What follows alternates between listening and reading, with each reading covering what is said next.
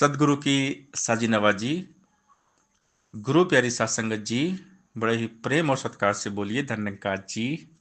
प्यारी सात संगत जी, आज का टॉपिक है सतगुरु के लिए सब बराबर है।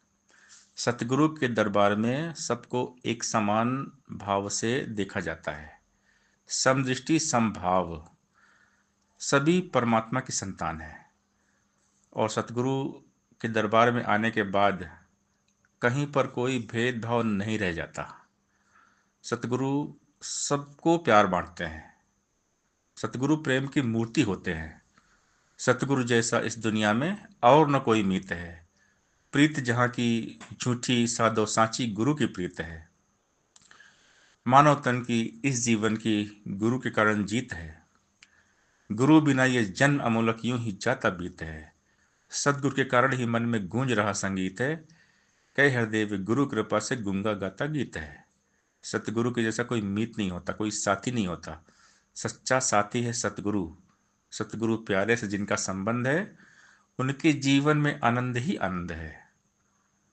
जो भी सतगुरु के दरबार में आते हैं, सतगुरु उनको अपना बनाते हैं।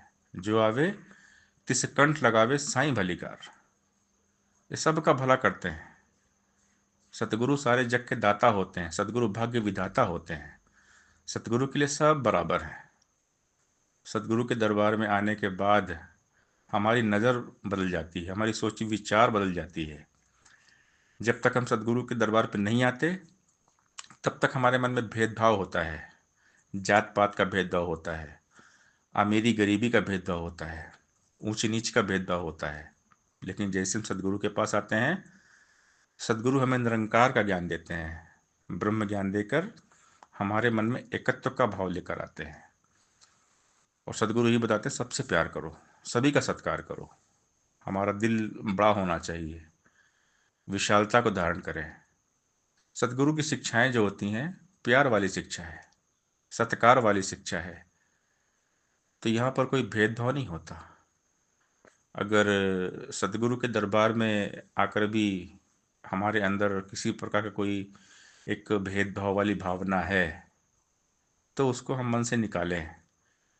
क्योंकि सतगुरु के दरबार में कोई वीआईपी नहीं होता, सब सेम होते हैं। बाकी दुनिया में देखें हम, हर जगह एक वीवीआईपी गेट होते हैं, वीआईपी सीट होती है। संसार में देखा जाता है वीआईपी का अलग रिस्पेक्ट होता है। बट हमारे सदगुरु के दरबार में यहाँ सब समान है, सब बराबर है। कोई यहाँ पर वीआईपी नहीं है। सबको एक समान रखा जाता है, एक जैसे देखा जाता है। सबको एक ही नज़र, प्यार वाली नज़र, सत्कार वाली नज़र।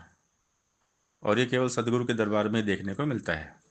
बाकी की दुनिया में कहीं भी चले जाएं, एकता कहीं दिखाई नहीं देगी। हर जगह अलगाव है, भेदभाव है। केवल सतगुरु के दरबार में ही एकत्व है। सब मिलजुल के रहते हैं। हम अपने संत समागम में जाए, कितना प्यार मिलता है। हम जानते भी नहीं है महात्माओं को। कोई कहीं से, कोई कहीं से महात्मा आते हैं, लेकिन लगता है कि हम बिल्कुल पहले से जानते हैं। एक एक्सपीरियंस, एक अनुभव। कितना प्यार, कितना सत्कार, ऐसा प्यार कहाँ। तो संत समागम में जाने के बाद हमें फील होता है कि हम स्वर्ग में आ गए हैं, जन्नत में आ गए हैं। अगर धरती पर कहीं जन्नत है तो ये हमारा सत्संग, संत समागम है। हम स्वर्ग की बातें करते हैं कि स्वर्ग का नज़ारा धरती पर हो, तो हमारे संत समागम जैसा हो। संत समागम ही स्वर्ग है, जहाँ बिल्कुल राम राज्य है।